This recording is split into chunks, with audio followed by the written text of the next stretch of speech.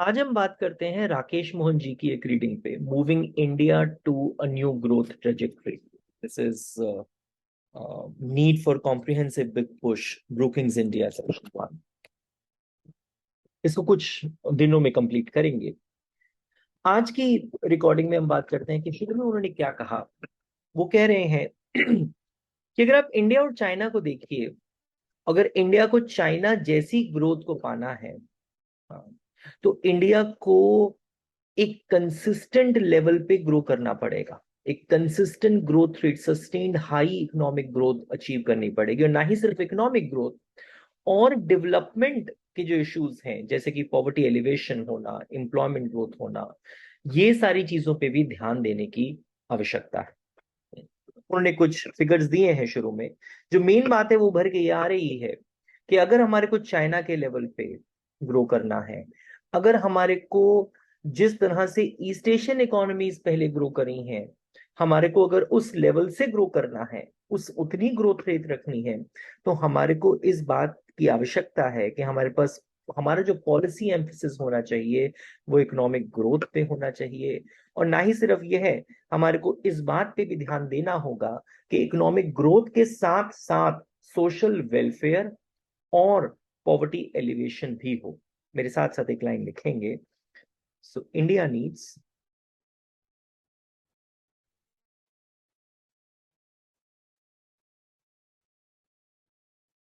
Predominant. Rakesh Mohan ji भी उन्हीं बातों को फिर से बताते हैं जो कि हम पिछली रिकॉर्डिंग्स में भी देख चुके हैं। वे भी कहते हैं कि अगर आप इंडिया की ग्रोथ रेट इंडिपेंडेंस के बाद देखेंगे और इंडिपेंडेंस से पहले देखेंगे तो आपको बहुत अंतर नजर आएगा। हालांकि for the first 30 years of India's independence जो ग्रोथ रेट था वो बहुत ज्यादा नहीं था, और उसको टर्म करा गया था Hindu growth rate, Hindu rate of growth, right. लेकिन जैसे ही आप लेकिन एक बात कोई नहीं नकार सकता कि 1950 से लेके 2000 तक वी हैव कंसिस्टेंटली ग्रो। हो सकता है कुछ टाइम पीरियड्स रहे हो जहां पे ग्रोथ स्लो रहा हो, लेकिन हमने ग्रो करा है, with few time periods in which there was deceleration also. But the main question which was arising is, and which is arising is, that are we able to, will we be able to sustain the economic growth for over 8 to 9%? क्या हम ऐसा हो सकता है? And is there is a way that we can have a sustainable 8 to 9% growth rate uh, over a long period of time, right?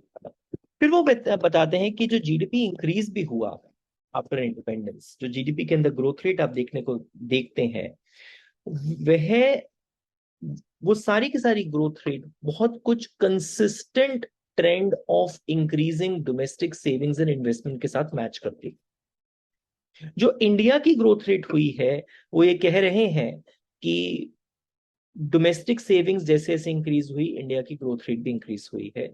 हमारी dependence foreign savings पे कम रही है as compared to other countries for our growth purposes. मेरे साथ एक line लिखेंगे। वही कहते हैं कि अगर आप इस पीरियड को देखें 1950 से 65 को, और 2003 से 8 को,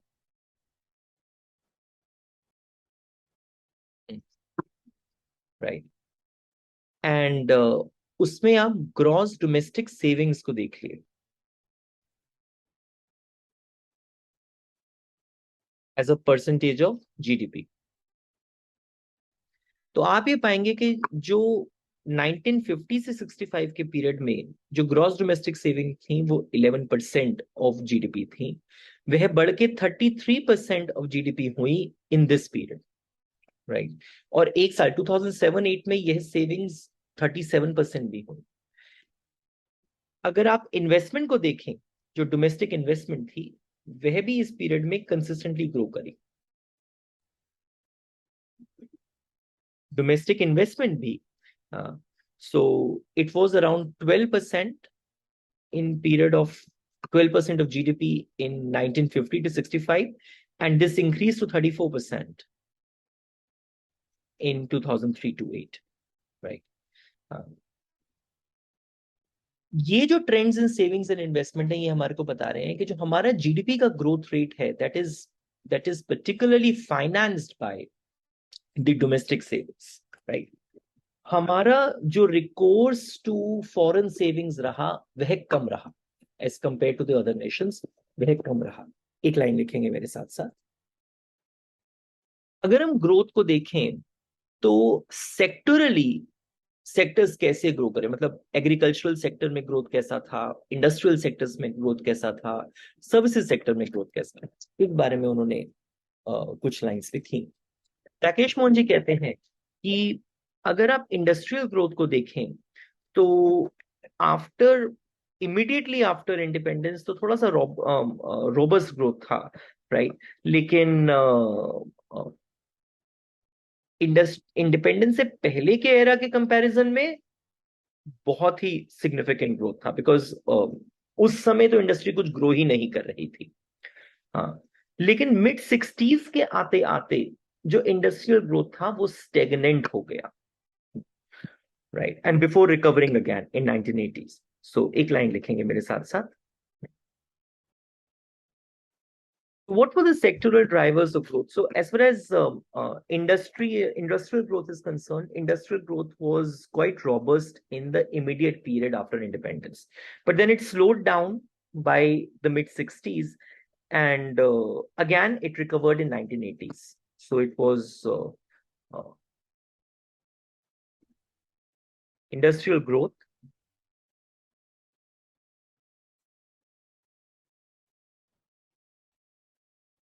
was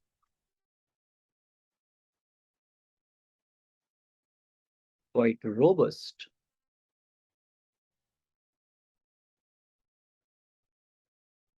immediately after independence.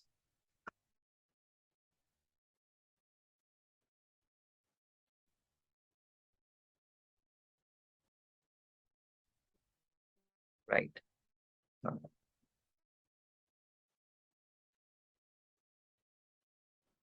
But then it slowed down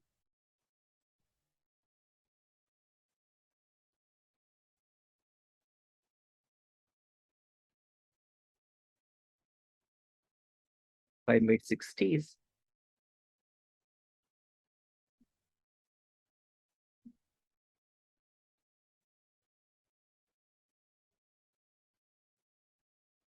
And again picked up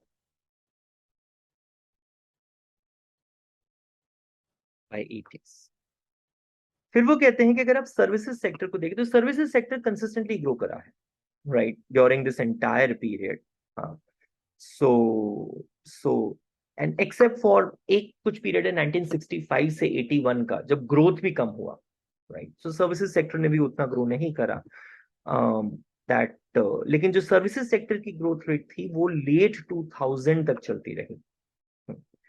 so there was the continuing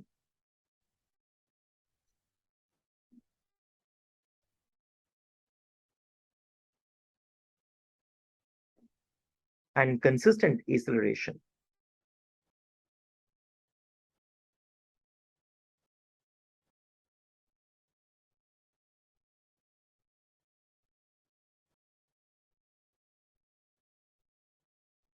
in growth of services.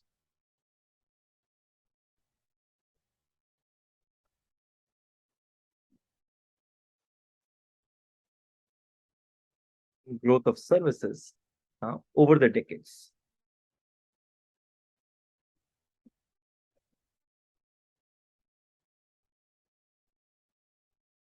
कहते हैं कि आपका जीडीपी भी कंटिन्यूसली ग्रो करा है, तो उसमें बहुत बड़ा हाथ इस बात का भी है कि सर्विसेज सेक्टर ग्रो कर रहा था।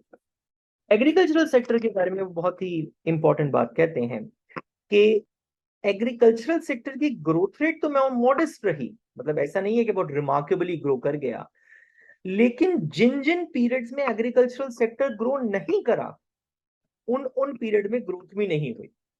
हालांकि importance of agricultural sector as such in terms of employment etcetera it fell, लेकिन फिर भी एग्रीकल्चरल सेक्टर इंडियन इकोनॉमी के लिए बहुत इंपॉर्टेंट रहा, राइट। एक लाइन लिखेंगे मेरे साथ।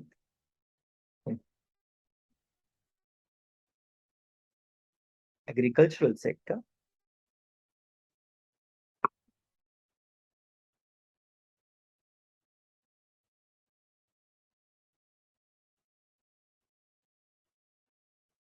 grew modestly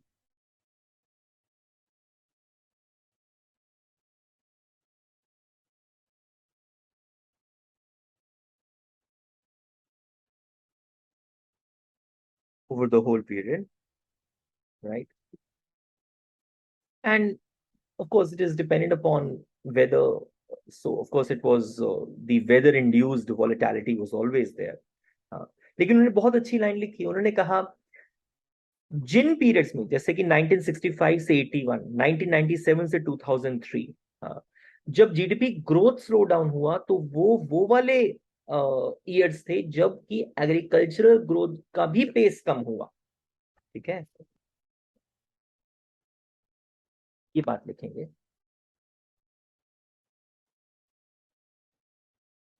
ये बात कि जिन पीरियड के अंदर जीडीपी ग्रोथ भी कम हुआ, वो पीरियड रफली वो वही पीरियड थे जब एग्रीकल्चरल ग्रोथ भी कम हुआ, right? Loss of pace in agriculture. So जो ओवरऑल ग्रोथ इम्पल्सेस हैं इकोनॉमी की, वो अकम्पेन करती हैं एग्रीकल्चरल ग्रोथ को। हालांकि एग्रीकल्चरल सेक्टर का अपना जो इम्पोर्टेंस है वो कम हो रहा है, बट ऐसा दिखाई नहीं दे रहा। इन टर्म्स ऑफ, हो सकता है एम्प्लॉयमेंट कम हो रहा हो, जीडीपी कम हो रहा हो, लेकिन फिर भी जो जीडीपी ग्रोथ है वो बहुत कुछ एग्रीकल्चरल सेक्टर पे डिपेंड कर रही है, राइट? ये जो पीरियड हम बार बार कह रहे हैं 1965 से 81 के, ये क्या था ये पीरियड? मतलब इसमें ऐसा क्या हुआ था? हम सबको पता है बेटा, 1965 से 81 का period, it was a very volatile period for Indian economy. बहुत कुछ हुआ। There one there was a drought, that is 1965 to 67 drought was there. Then इसी पीरियड के अंदर दोनों वॉर्स हुई पाकिस्तान के साथ।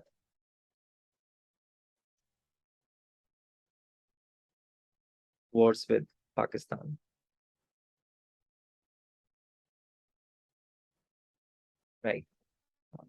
1973 का ऑयल प्राइस शॉक हुआ, जिसने पूरे वर्ल्ड को शॉक करा, including Indian economy. 1973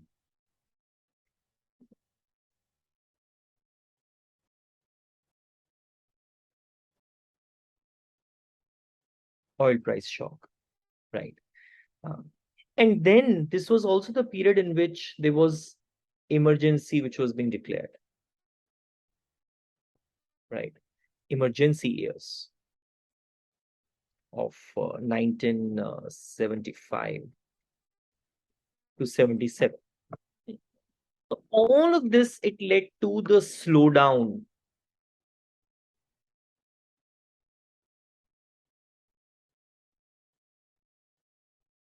in growth.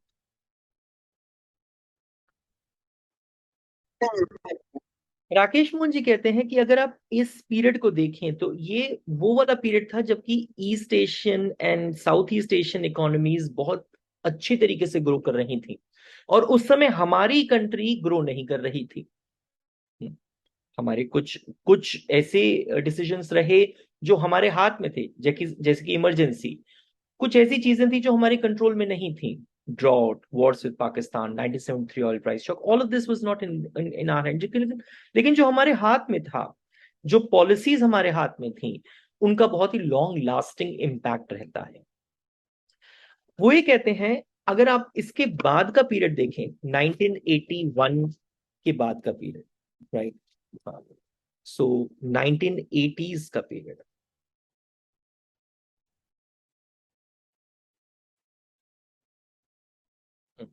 1980s का पीरियड एंड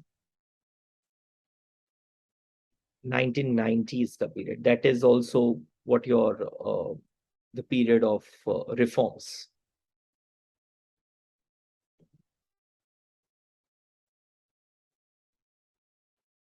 इस वाले पीरियड में क्या हुआ? ठीक है, सबसे पहली बात तो ये है कि कुछ रिफॉर्म्स स्टार्ट हो गए थे, कुछ रिफॉर्म स्टार्ट हो गए थे कि अब जो डोमेस्टिक कंपेटिटिवनेस है वो बढ़नी चाहिए, थोड़े से कंट्रोल्स कम हुए थे, चाहे जितने मर्जी पीस मिल रहे हो, लेकिन एटलीस्ट रिफॉर्म स्टार्टेड। इस बात को आपने विजय जोशी साहब की रीडिंग में भी देखा है। ठीक है, so it was the period of initiation of reforms.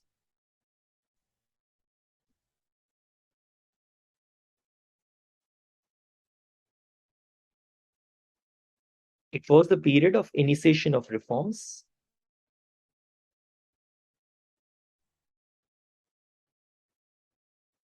aimed at increasing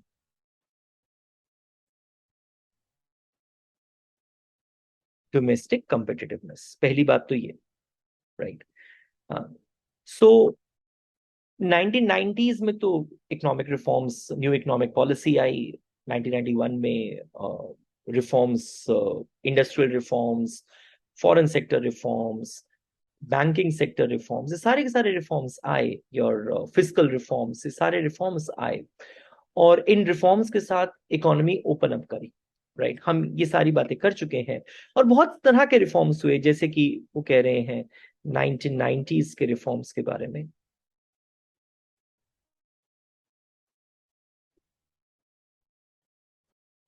जैसे कि industrial deregulation,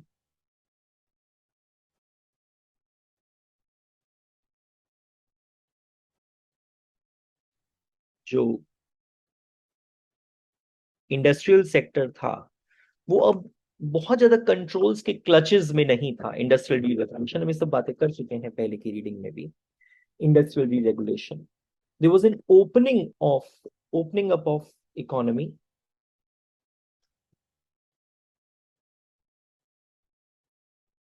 when opening up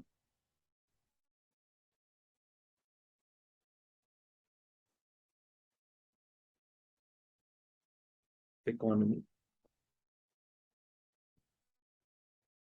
foreign direct investment,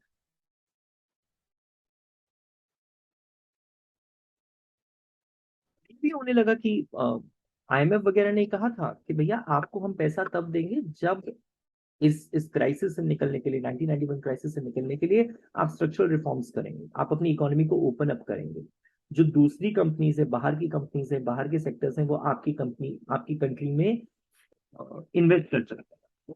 right, gradual trade liberalisation.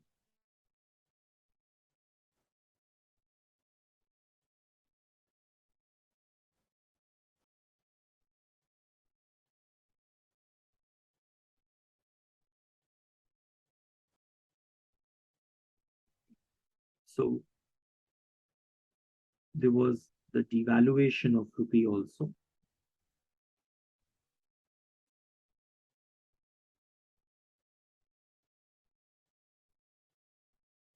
which increased the competitiveness of India's good. Then substantial reduction in tax rates and the rationalization of tax structure throughout 90s। ये सब points लिखने हैं बेटा। तो substantial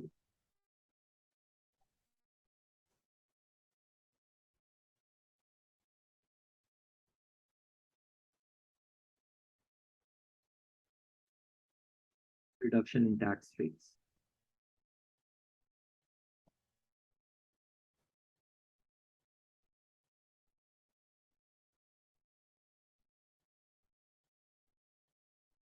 and rationalization of the taxation structure।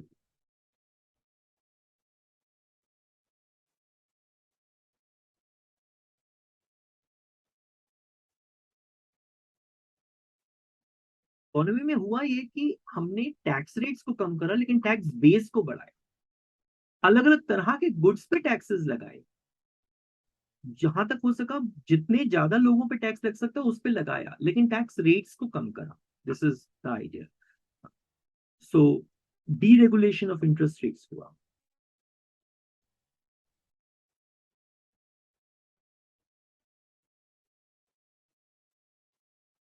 This is one of the very important factor.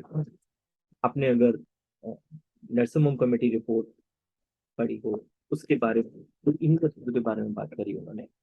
सो इन सारे reforms का फायदा ये हुआ कि जो प्राइवेट सेक्टर था उसमें एंथुजियाज्म जगा। प्राइवेट सेक्टर के अंदर ये हुआ कि उनको उनको भी एक चांस मिला कि वो एक्सपैंड कर सकते हैं। They can also take part in the growth process of the country and they can also take the share of that, right? So they were as Rakesh Mohan sir is writing, he says that there were tremendous increases in the investment decisions and the investment intentions, and the exports also increased during this time.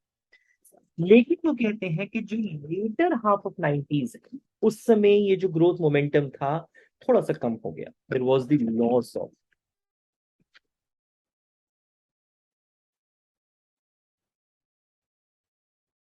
Growth momentum. अगर question आ जाता है that trends बताइए GDP के growth के since 1950s, right, और अभी तक के, आप ये सब कुछ लिख सकते हैं। आपको ये लिखना पड़ेगा और आपके पास इन सारी चीजों के बारे में हल्का हल्का बालाकृष्णन साहब ने भी बोला है, विजय जोशी जी ने भी बोला है, और अब राकेश मोहन की रीडिंग में भी बोला जा रहा है। ठीक है, सिर्फ एक ही तरह से आंसर मत लिखिएगा, पॉइंट्स लीजिए और उन पॉइंट्स को डिस्कस करिए अलग अलग रूप में।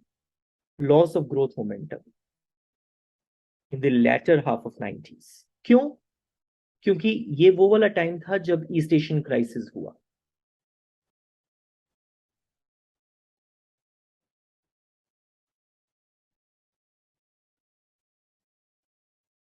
राइट? हाँ, so there was the slowdown in the agricultural growth. Monsoon years अच्छे नहीं रहे थे।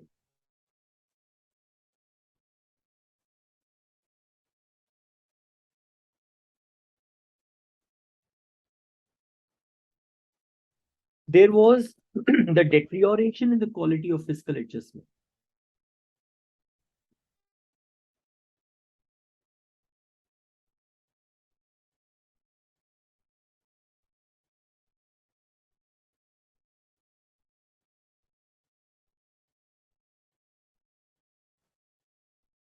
Fiscal adjustment. Right. So in और भी हमारी मॉनेटरी टाइटनिंग भी हुई to contain inflation, right? Because अगर मॉनेटरी एक्सपेंशन करेंगे तो लोगों के पास नहीं बढ़ जाएगा, उनकी डिमांड बढ़ेगी। लेकिन यहाँ पे मॉनेटरी टाइटनिंग हुई कि इन्फ्लेशन जो हो रहा था उसको कंटेन करने के लिए। उसकी वजह से लोगों के पास पैसा कम रहा, डिमांड कम रही, ग्रोथ कम रही। So monetary tightening to control inflation.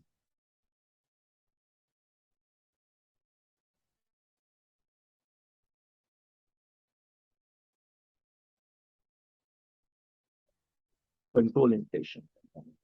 So ये सब रीजंस रहे कि लॉट ऑफ ग्रोथ मोमेंटम रहे। तो वो ये बताना चाह रहे हैं कि बहुत कुछ जो ग्रोथ हुआ और जो ग्रोथ नहीं हो पाया यह हमारे पॉलिसी एक्शंस पे डिपेंडेंट था। तो हमारे को ऐसे पॉलिसी एक्शंस लेने पड़ेंगे जिससे ग्रोथ हो, और ये देखना पड़ेगा कि उसका ग्राउंड लेवल इफेक्ट क्या आ रहा है, राइट? वो यही लाइन लिख रहे हैं, राइट, कि पॉलिसी ऐसी बनानी पड़ेंगी which is going to move India to the new growth trajectory, right, for the next 20-30 years and so on. So that's an idea.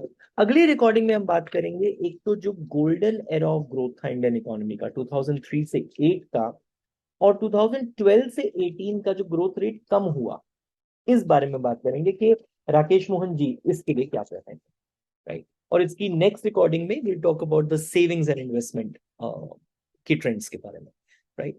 So this is what I wanted to do in this recording बेटा। Thank you.